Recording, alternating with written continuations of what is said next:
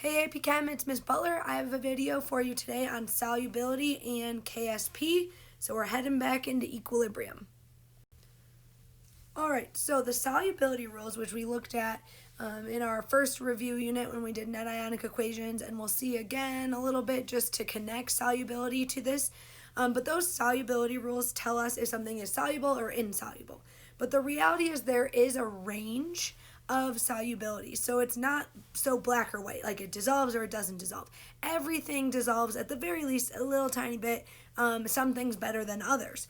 And so when we have an ionic solid, and that's another word for that is a salt, an ionic solid, and that means we have a positive charged ion with a negative charged ion. So those are bonded together neutrally, but when we put that salt or that ionic solid in water, we are going to assume it dissociates completely into positive ions and negative ions.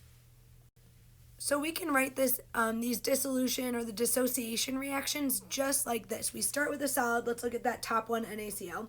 And I put water above my equilibrium arrows. I'll talk about those arrows in a second. But what I'm showing is that I'm going to dissolve it in water, and here's what happens.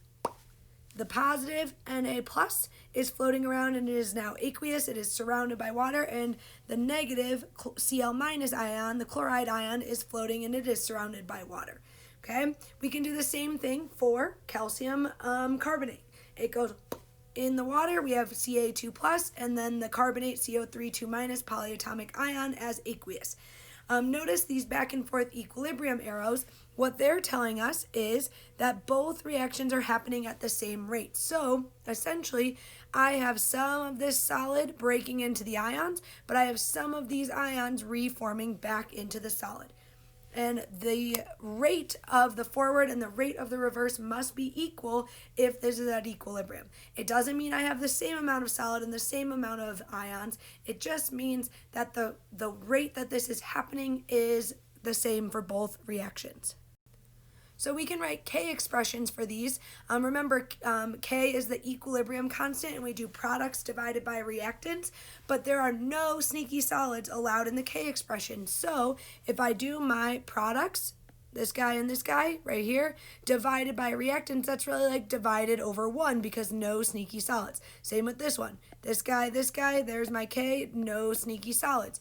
So these are typical K expressions for this reaction where we don't have any reactants or no bottom of our K expression. So if you haven't learned so far this semester, we like K's for everything. We have lowercase k's when we were in kinetics. We have capital KC, KP, KQ, right? Keep the K's coming. So here is a brand new K for you. This one is called Ksp. It is called the Solubility Product Constant, and it is for the equilibrium reaction when we have a solid breaking into the ions. So instead of just calling it regular K, we're going to call it Ksp when it is describing the equilibrium for that reaction. So you can see on this one, we have AB breaking into A plus and B minus. Here's my Ksp. Here's AB2 breaking into A2 plus and 2 B minuses. Same rules apply. We use that 2 to make it squared. One thing that's important to know is that the more soluble a salt is, so the more soluble this ionic compound is, the bigger the Ksp value will be. So what that means is we are more favoring, if Ksp is large, I am favoring these more, which means it is dissolving more because the aqueous is present in a greater concentration at equilibrium. So here's a typical problem. It says write the solubility product constant, so that Ksp expression, and solve for x. So a couple of things I want to point out. You can write H2O over the arrows to show that we are dissolving. You do not need to, though. Then one other thing, when this guy breaks apart because of this little 2, that is why we have a capital 2 here, because this guy is actually breaking into 3 things. It's breaking down into Ag plus, another Ag plus, and then this CrO4 2 minus polyatomic. So that's why I put this 2 here to indicate that there are 2 Ags and 1 CrO4 2 minus. All right, so we're going to start with none of my product, and they give us a Ksp number. So this guy, just some reminders from our last unit, Because K is less than 1, that means the reactants are favored. Sorry. All right, perfect. The reactants favored at equilibrium. And if our reactant is a sneaky solid, really what that means is that the solid is not very soluble. So if we looked at a solubility chart, you would actually see this as a solid, that it's insoluble, it wouldn't dissolve. But we know that everything, it's not so black and white, breaks off even if it's just a tiny, tiny bit. So first step is to write my Ksp expression. We're going to take my products, so Ag plus squared and CrO4 2 minus to the first, divided by the reactants. Oh, just kidding, no sneaky solids. So here is my Ksp expression, no sneaky solids, just the aqueous. All right, just like we learned in our equilibrium unit, we could solve for Q to see which way we're going, but if you ever have zeros in your initial line of the ice table, we know the reaction is going to proceed towards the zero. So this guy is moving towards the right, so I'm going to make plus 2x of this. I'm going to make 1x of this. I know this is a sneaky solid and I don't care about it, but notice I wrote a little minus x right here. We don't care about the initial amount of the solid. We don't care about it, but I am going to put this minus x just kind of over my crossed off box because that x is going to mean something to us a little bit later. So it's kind of good to see where it comes from. Otherwise, don't stress too much. We move towards the zeros. We're making these products. And we know we can take I plus C to equal E. So 0 plus 2x gives me this green 2x. 0 plus x gives me this green x. So K, similar to all, or Ksp, similar to all of our other Ks, we only use the equilibrium line. So we can only plug in equilibrium concentrations. So I can plug in this 2x right here, and this x here, don't forget the Ag plus is squared. Got that right here. And they gave us the Ksp value for this solid, for this particular reaction. So I can set it equal, and now we can do some math and solve for x. Quick algebra reminder, remember this squared applies to the 2 and the x, so this would be 4x squared times x, which is how I got this 4x cubed. I can divide both sides by 4 and take the cubed root of both sides. So on your calculator, if you hit that math button, I think it's one of the top 5 options is to take the cubed root of a number, so that's how we got this answer here. Once I know x is representing a molarity, and it's going to represent something special. So we know x is usually what we plug in here, but I did put units, mole per liter or capital M for molar is fine. Let's talk about what that x value means in addition to what we could use to plug in. All right, so unlike last unit where we just took that x, plugged it in, and moved on with our lives, sometimes these problems will ask for something called the molar solubility, and that is the minimum molarity required for the solution to be saturated. Okay, so here's why I put this little minus x here and said it will become important later. I start with some number of solid, some amount, some number of moles of solid, right?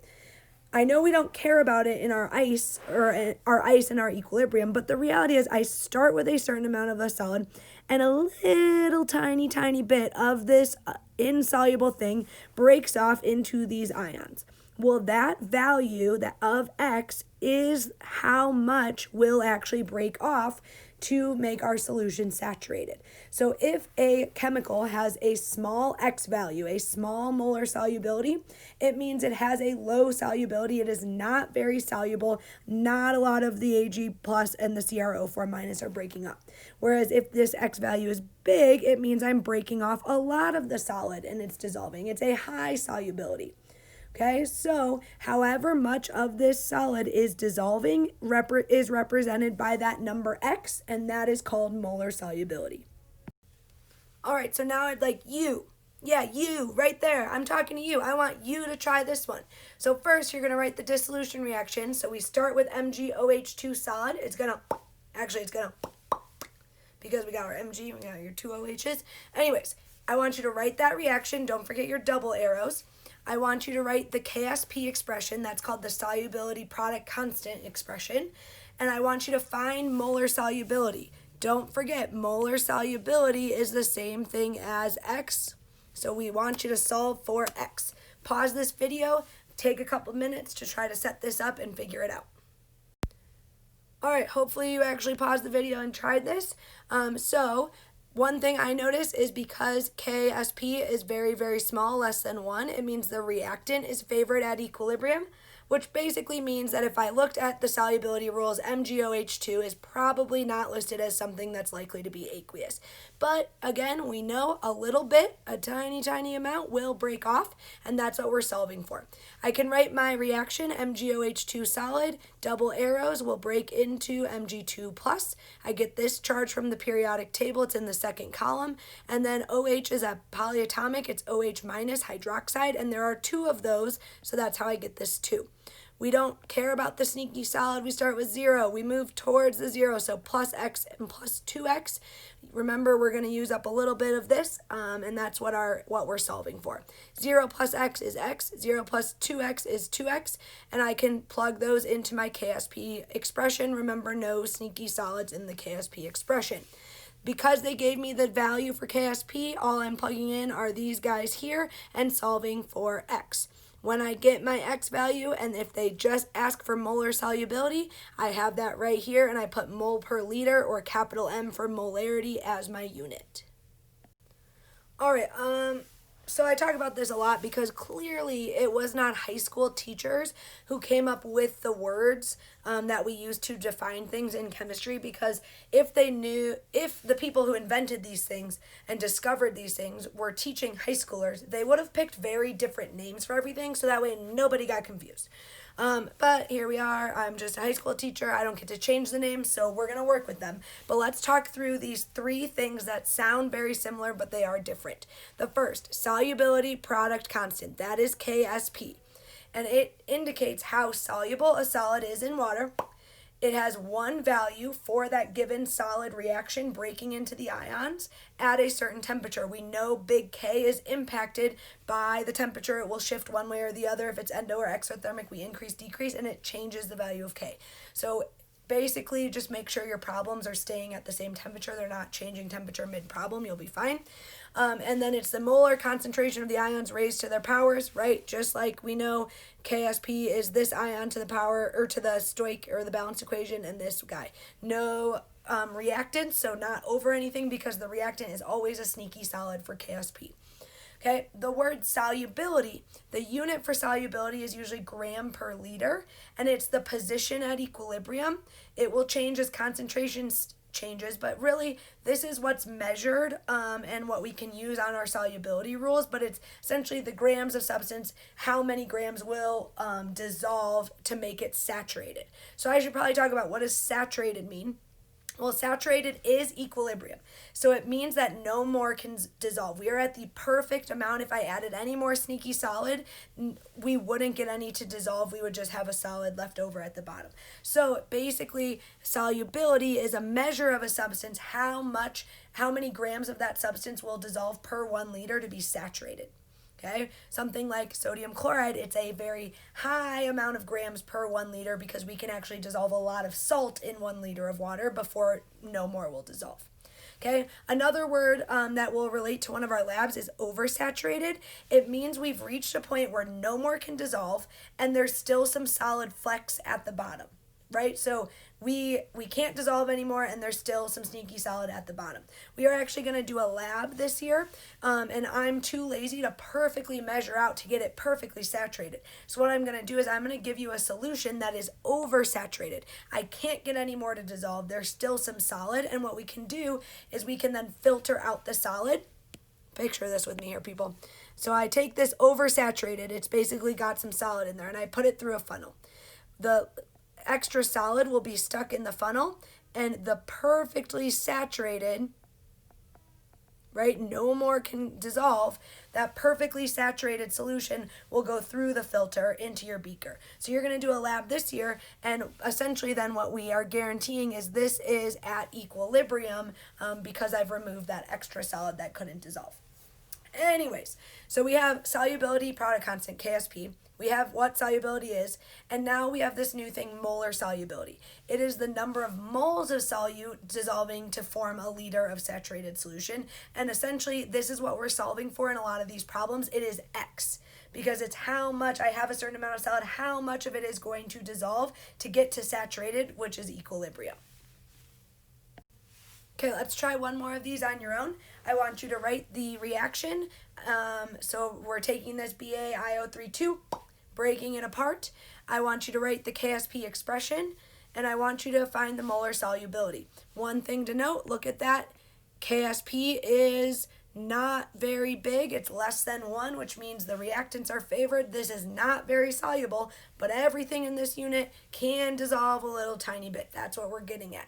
And because we're finding molar solubility means we're solving for X. All right, check your math here. I'm not going to talk through this one, but feel free to come to class with questions. If you don't understand, it is very similar to the last one that I talked through all the way, so you can always circle back to that. All right, hopefully you feel like you're getting the hang of this. It is very similar to last unit because I'm about to throw you a curveball. So now we need to find Ksp. So it's not going to be given to us. It's something we're going to solve for.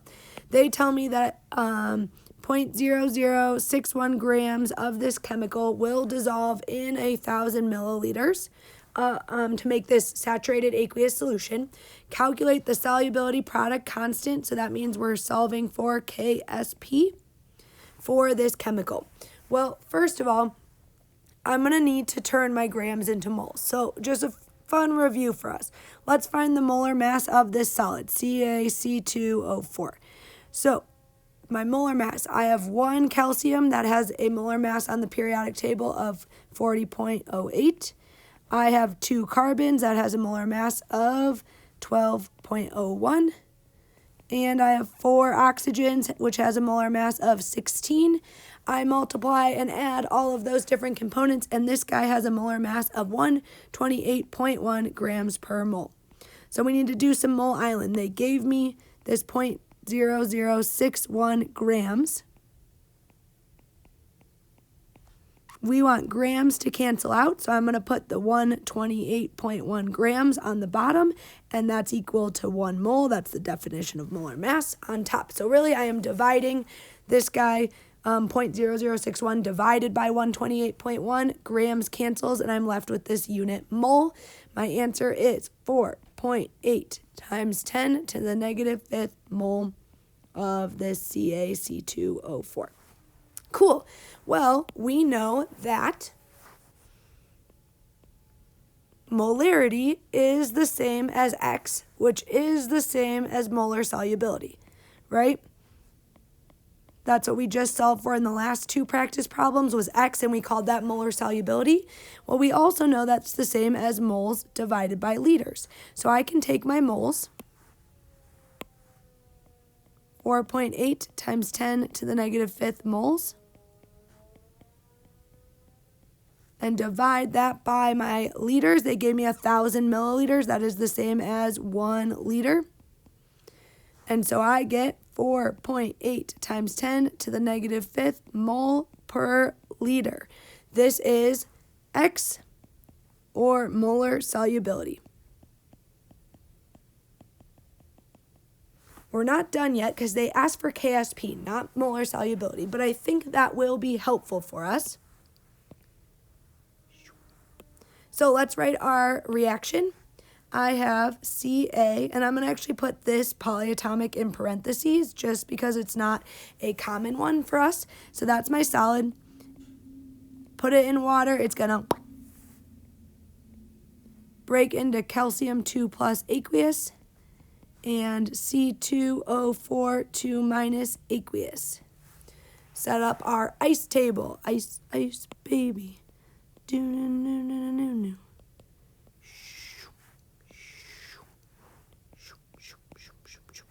Okay. I start with nothing. And I do not care about my sneaky solid.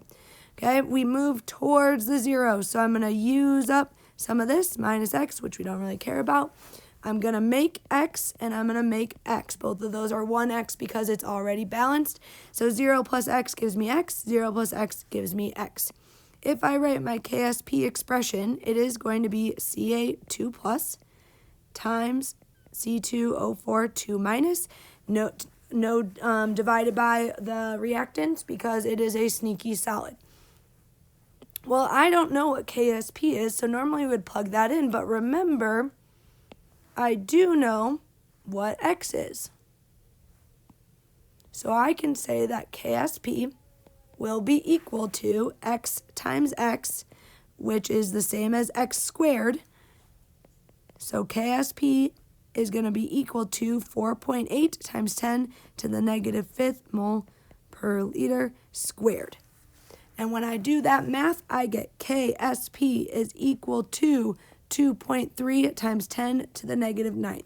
Because K is less than 1, that means the reactant's favored. This is not very soluble. It's not breaking off a ton, but a little tiny bit is dissolving. In fact, 4.8 times 10 to the negative 5th moles per liter is dissolving.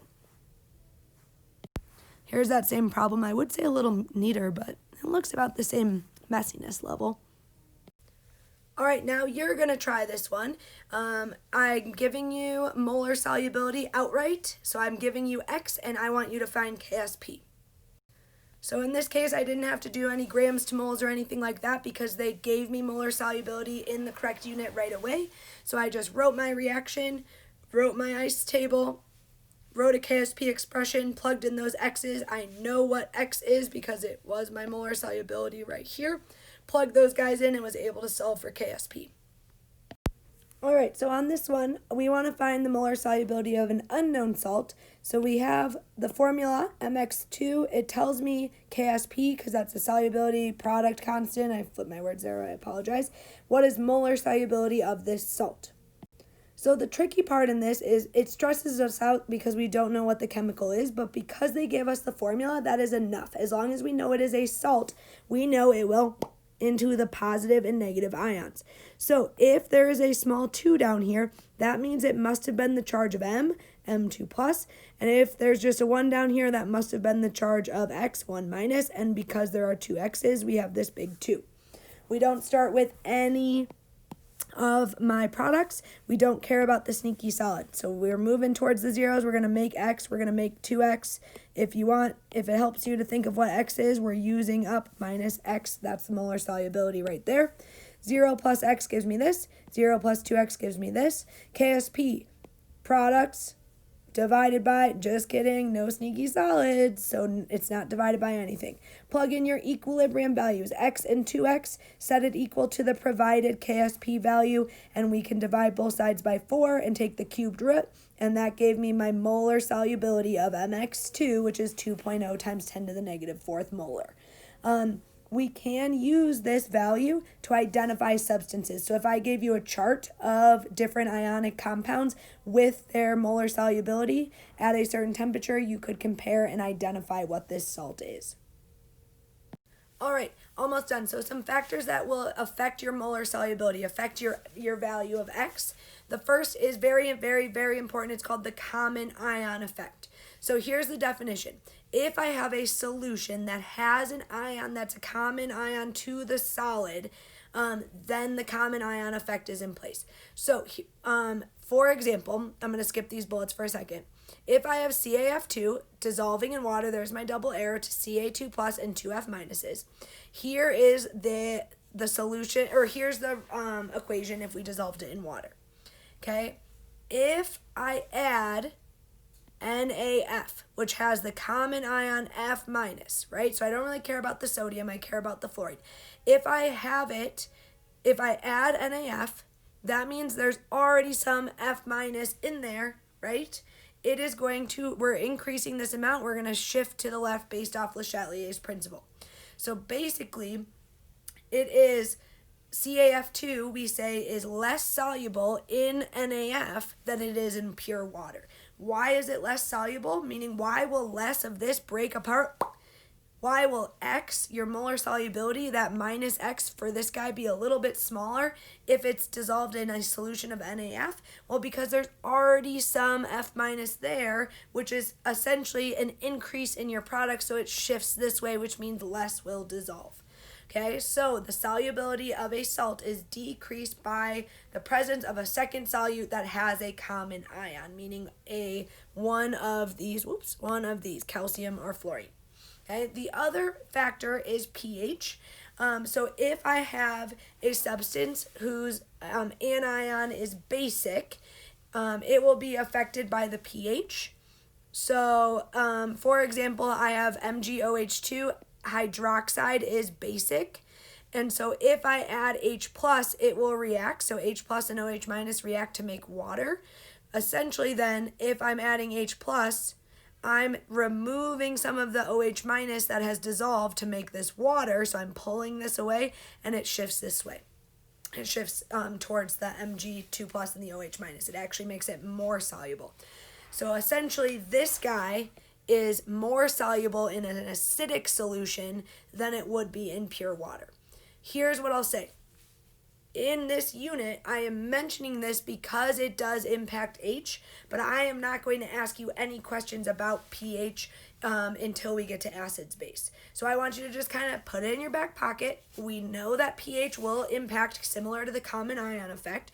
It'll impact how much can dissolve, but I don't want you to confuse yourself because I have not taught you a ton about acids and bases yet. So put it in your back pocket. We're going to save it for a rainy day. I will not test you on this idea during this unit. All right, I just want to talk through this problem. It's a common ion problem.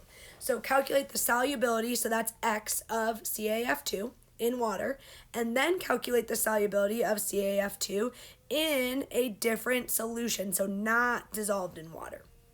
So just focus on the top one here. This is just like always. If it's in water, we don't care about, the stinky solid.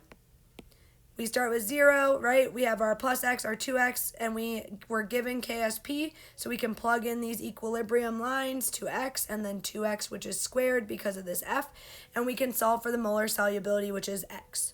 Great. That's no different than what you've been doing over and over and over again. Now, here's the common ion. I want to calculate the solubility of CaF2, so same reaction, but it's going to be in a 0.25 molar or 0.025 molar NaF. Well, here's what NaF will do. It will also into ions. It'll break into 0.025 molar Na plus and 0.025 molar F minus. So the common ion in this situation is the F minus. So instead of starting at 0, I have a starting F minus concentration of 0.025 molar. I still move towards the zeros, and because there's 1 0, we're moving this way. So I have plus X, and I have plus 2X, so 0.025 plus 2X is my equilibrium. I'm going to plug into my K expression, just like we did before. They gave me the Ksp value, and we can do our 5% rule. Because this right here would be a quadratic, and I don't want to deal with quadratics. So I'm going to omit this plus 2X because my K value is so small. Okay, don't forget to keep the squared there, so this guy is still squared times X. I can solve for X using a little algebra. So this means the molar solubility of the solid when it's dissolved in the NaF is different than when it was dissolved in water. And you can see I did the 5% rule. I just made sure that whatever 2 times X was, so 2 times my X value, had to be less than 5% of the 0.025. And we're good there. Let's just compare really quick. My molar solubility when it was dissolved in water, 2.2 times 10 to the negative 4th. When it was not dissolved in water, 6.4 times 10 to the negative 8th. Because this X value is larger, it means this solid, CaF, was more soluble in water than CaF2 was when it was in the NaF solution. So sometimes I want to compare two solids and say what's more soluble, right? I have solid X, I have solid Y, which one's better? So there's 2 situations that we have to consider. The first situation is that the 2 ionic salts that we are comparing will break apart into the same number of ions. So it breaks into Na plus, Cl minus, it breaks into K plus, I minus. Great. Great, we can compare the Ksp values directly. If they break into the same number of ions, the most soluble will have the largest Ksp, and the least soluble will have the smallest Ksp. So if I have two salts and the Ksp values, and they both split into the same number of ions, we can just look at the Ksps and know which one is more soluble. What if, though, I have two salts like CaCl2, which breaks into calcium, and two chlorines, and I'm comparing that to NaCl? So what if they don't break into the same number of ions? 2 ions versus 3 ions for the CaCl2. Well, then we can't compare the Ksp values directly. We need to calculate molar solubilities, which are X, and compare the X values. And so the most soluble then will have the largest X, and the least soluble will have the smallest X value. All right, so for each of the following pairs, determine which is more soluble. So let's look at letter A. I see AgI, that's going to split into Ag plus and I minus. This guy's going to split into calcium 2 plus and this sulfate polyatomic. So because they both split into 2 ions, we can compare Ksps directly. And remember, a small Ksp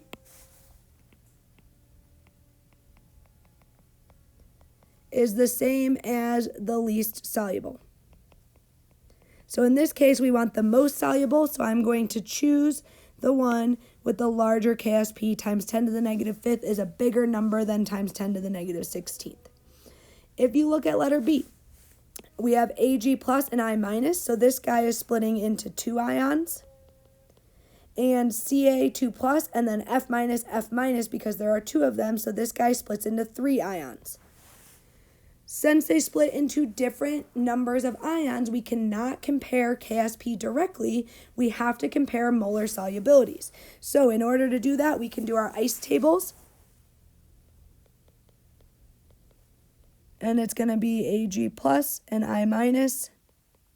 If I wrote my reaction, this guy would be Ksp is equal to calcium 2 plus and F minus squared because there are 2 of them. And if we set up our ice tables, which you can absolutely do, I'm going to skip that step because this video is getting long already. But if we set up our ice tables and looked at the equilibrium line, we would see that if I set this equal to the given Ksp, we would have X times X. So our X value or our molar solubility would be 1.2 times 10 to the negative 8th molar. And then on this guy, my Ksp 4.0 times 10 to the negative 11th would be X times 2X squared. And so if I do the algebra and solve for molar solubility there, I'd get 2.15 times 10 to the negative 4th molar. So because CaF2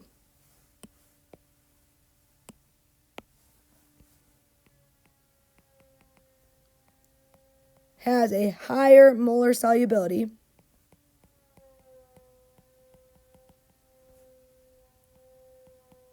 that means it is more soluble.